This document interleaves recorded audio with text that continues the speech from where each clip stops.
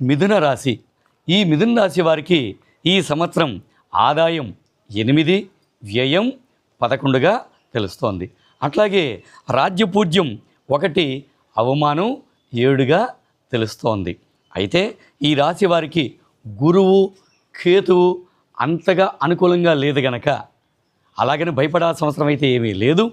ఈ 2 గ్రహాలకి అంటే గురువుకి కేతువుకి జపాలు చేయించిన దానివల్ల, దానం ఇచ్చిన దానివల్ల అత్యద్భుతమైనటువంటి ఫలితాలు వీళ్ళు పొందేదానికి అవకాశాలు ఉన్నాయి. అయితే రాజకీయ రంగం వారు మాత్రం ఈ మిథున రాశి వారు కొంచెం జాగ్రత్తగా ఉండాలి. సమాజంలో లేనిపోనిటువంటి అపనిందలు పడేటువంటి సూచనలు కనపడుతున్నాయి కనుక తగు జాగ్రత్తలు వీళ్ళు తీసుకోవాల్సిందిగా మనవి.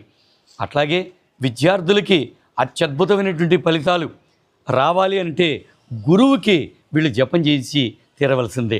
గురువు గ్రహానికి దానం కూడా ఇస్తే విద్యార్థులకి మంచి ఫలితాలు వీళ్ళకి కనపడతాయి. ముఖ్యంగా వ్యాపారస్తులకి సరైనటువంటి ఆదాయాలు ఉంటాయి. వ్యాపారస్తులకి అద్భుతమైనటువంటి లాభాలు రావడమే కాకుండా వీళ్ళకి నరదృష్టి కూడా ఉంటుంది కనుక ఖచ్చితంగా వీళ్ళు తగు జాగ్రత్త తీసుకోవాల్సిందిగా మనవి. అలాగే వాహన చోదకులు కూడా కొంచెం జాగ్రత్తగా ప్రయాణం చేసేటప్పుడు ఉండవలసిందిగా మనవి.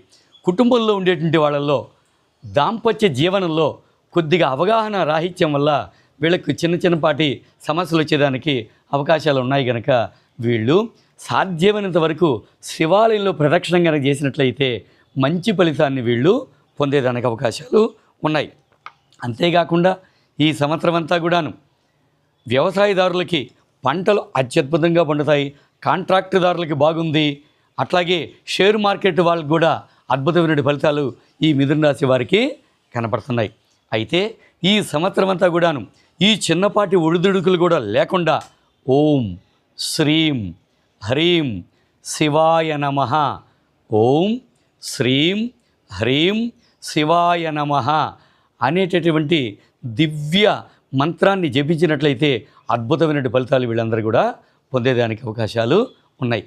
కనుక మిథున రాశి వాళ్ళు తప్పనిసరిగా ఈ మంత్రాన్ని జపించి శుభ ఫలితాలు పొందండి.